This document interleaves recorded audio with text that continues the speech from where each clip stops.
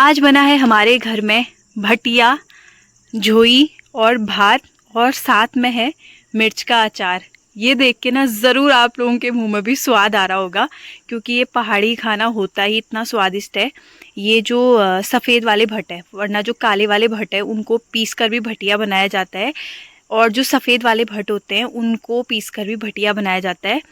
दोनों का स्वाद अलग अलग होता है, लेकिन काले वाले जो भट्ट होते हैं वो ज़्यादा अच्छे होते हैं। तो हम बहुत टाइम से वो खा रहे थे, तो आज हमने सोचा चलो सफ़ेद वाले भट्ट की भटिया खाई जाए, और साथ में अगर झोई ना हो तो ये सारा जो स्वाद होता है ना वो कम हो जाता है। साथ में झोई होना भी ज़रूरी है।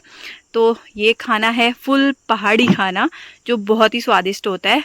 एक बार आप लोग भी ऐसा खाना बना के ज़रूर खाना, और अगर पहाड़ों में इन सुंदर सुंदर वादियों में ये खाना खाने को मिले फिर उसकी बात ही अलग होती है। तो आज आए हमारे घर पर कपितोला के ताऊ जी से आप पहले भी मिल चुके हैं मेरे ब्लॉग में। और साथ में सुमन बुआ है ताऊ जी की बहन, उनके बेटे। तो ये मिलने के लिए हमारे घर तक आए, बहुत अच्छा लगा। और साथ में भैया, और ये आपके दोस्त है? ये मेरे दो दोस्त ये हैं, सारे नोएडा दोस्त से आए हैं। अरे बहुत बढ़िया। यहाँ मजे लेने के लिए मेरी मम्मी इनकी रोज वीडियो देखती है बरसात से, क्योंकि मेरी मम्मी का नैनीहाल भी बगल में ही है इनके घर के। थुलकुड़ी में। हाँ, थुलकुड़ी राजू चाचा, दीपू चाचा वहाँ ना। हाँ, वहाँ उनका नैनीहाल है। तो ये मिलने के लिए आए, बहुत अच्छा लगा। ऐसे ही आते रहिए।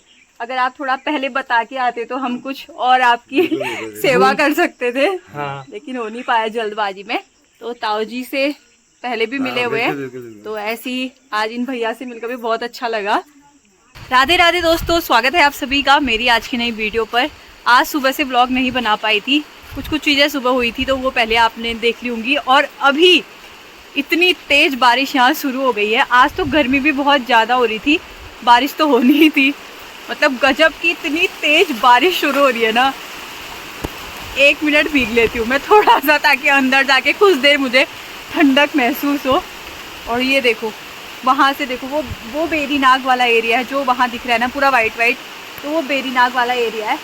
और जब वहाँ बिल्कुल वाइट हो जाता है ना तो समझ लेना चाहिए कि बारिश शुरू हो गई है। वाह, सुकून बारिश में भीगने का। इससे पहले मैं पूरी गीली हो जाऊँ, भागते हैं अंदर।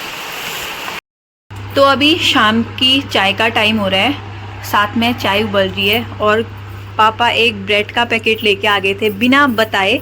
तो सोचा चलो आज भी सैंडविच बना लें।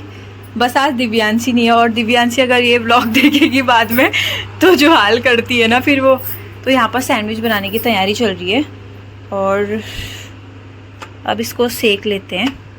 पिछली बार लाइट नहीं थी तो तवे में सेकना पड़ा था मजबूरी से। थोड़ा सा ऊपर से घी लगा लेते हैं, इससे जो क्रंची होते हैं ना बड़े अच्छे लगते हैं सैंडविच खाने में।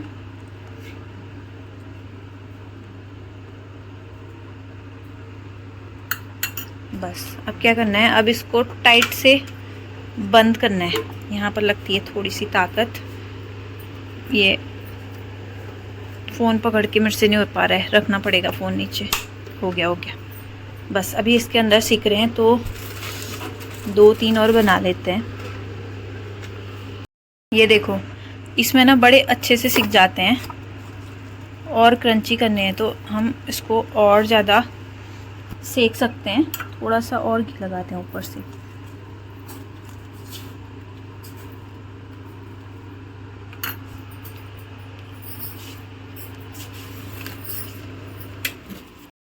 जब ऐसा मौसम हो और कुछ इस प्रकार का खाने को मिल जाए तो बात ही अलग होती है। बाहर इतनी तेज़ बारिश हो रही थी ना, तो जैसी बारिश शुरू हुई और मैं बारिश में भीगी, मैंने तुरंत सोच लिया कि आज तो कुछ अच्छा बनाते हैं। और घर पे आलू थे, ब्रेड भी था, तो सैंडविच।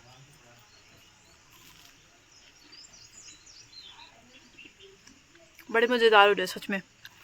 और थोड़ी सी चाय, इलायची वाली चाय और अदरक वाली चाय। ये जनेऊ बनकर तैयार है। रोज आज का शाम को। अब नहीं बना रहे, थोड़ा मैं रेस्ट। अब पापा जा रहे हैं घूमने के लिए, और ये देखो बारिश के बाद वाला मौसम। जब बरसात शुरू होती है ना, तो बरसात में मुझे सिर्फ एक चीज़ अच्छी लगती है कि बाहर बारिश हो रही हो और सारे लोग घर के अंदर हो और कुछ अच्छी अच्छी चीज़ें बना के हम सब लोग मिलके खा रहे हैं। और उसके अलावा सारी चीज़ें इतनी बेकार होती है, मतलब रास्ते में घास 3 या 4 दिन हुए रहते हैं, फिर से घास उग जाती है। और खेतों में तो इतनी घास हुई रहती है ना, बड़ा अजीब सा लगता है। मतलब कितनी सफाई करेगा इंसान, मतलब लगातार सफाई ही करनी पड़ती है, चाहे रास्ते हो, खेत हो या कहीं भी आसपास। 2-3 दिन में फिर से और घास उग जाती है। ये देखो यहाँ पर पूरा हमने 5 या 6 दिन हो रहे हैं साफ कर रखा था और फिर से इतनी घास उग गई है। ये है हाल खेत के। यहाँ पर ये पत्ता देखो कितना बड़ा हो रखा है ना, ऐसे ही देखो 1 2 3 4 कितने सारे हैं। और इसमें अगर पानी डालो ना तो बिल्कुल रुकता नहीं है पानी, बड़ा अच्छा लगता है। और यहाँ पर है हमारा आम का पेड़। पहले यहाँ पर एक अमरूद का पेड़ था, लेकिन यहाँ से पाइपलाइन जारी थी तो उसके चक्कर में हमें ये जो अमरूद का पेड़ था ये काटना पड़ा, उसका बड़ा मलाल है। और यहाँ पर एक आम का पेड़ भी है, ये देखो दिख रहे हैं आम, ये दशहरी वाले आम है, काफ़ी टेस्टी होते हैं। इस बार 2-3 लोगों का फ़ोन आया ना कि आपने लीची नहीं भेजी, लीची नहीं भेजी। आप लोग यकीन नहीं करेंगे कि इस बार जो हमारे 2 पीछे लीची के पेड़ हैं, मैंने सिर्फ 1 दाना लीची खाया है, एक बस।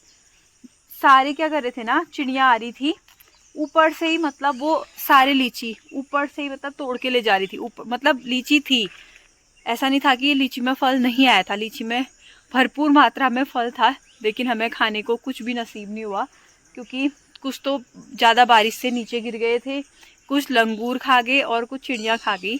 और मैंने सिर्फ 1 लीची खा रखी है। मुझे लग रहा था कहीं से खरीद के मंगवाएं, मतलब कहीं से मंगवाएं खाने के लिए, लेकिन जहाँ धौलकटिया साइड को लीची होती है वहाँ भी लीची ख़त्म हो गई थी, तो इस बार सिर्फ 1 दाने में ही संतुष्ट रहना पड़ा।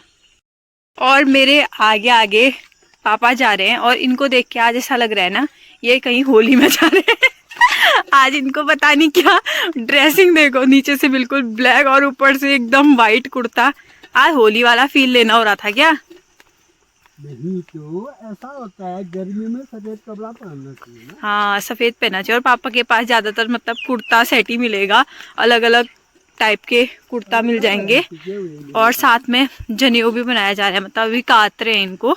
और फिर इसमें ऐसा है काटने में कि आप पूरे गांव का भ्रमण करते हुए सबके साथ मुलाकात हाँ भी सबके जाती साथ है। मुलाकात भी हो जाती है। और सब आजकल हमारे गांव पे जो भी हैं, ताऊ जी दादाजी लोग जितने भी हैं, वो सब आजकल जनेऊ ही बना रहे हैं। तो पापा इधर को जाएंगे अब घूमने के लिए और मैं जाऊंगी धारी की तरफ को। तो अभी मैं बैठी हुई थी तो फिर मुझे ध्यान आया कि जीरा पाउडर और धनिया पाउडर ख़त्म हो रखा है, तो मैंने सोचा चलो आज वही बना लेते हैं पाउडर, क्योंकि ये चीज़ें हम घर पर ही बनाते हैं। तो पहले जीरा और जो साबुत धनिया है उसको अच्छे से भून लेंगे, फिर उसके बाद हम पीसेंगे। जब इसमें से अच्छी सी खुशबू आ जाती है ना, और फिर दाल में या सब्जी में या कुछ भी चीज़ें बना रहे हैं तो उसमें ये मसाला डलता है तो काफ़ी अच्छा टेस्ट आता है। और ये मसाला हम घर पर ही ज़्यादातर बनाते हैं। ये अगर थोड़ा सा भी यूज़ कर रहे हो सब्जी में तो सब्जी का जो टेस्ट होता है काफ़ी अच्छा हो जाता है। देखो हल्का हल्का भुनना शुरू हो गया है।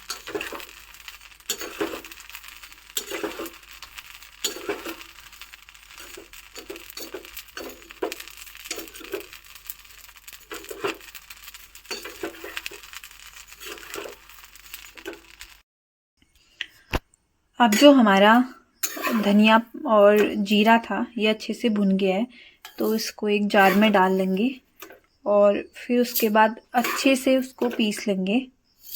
फिर तैयार हो जाएगा हमारा मसाला।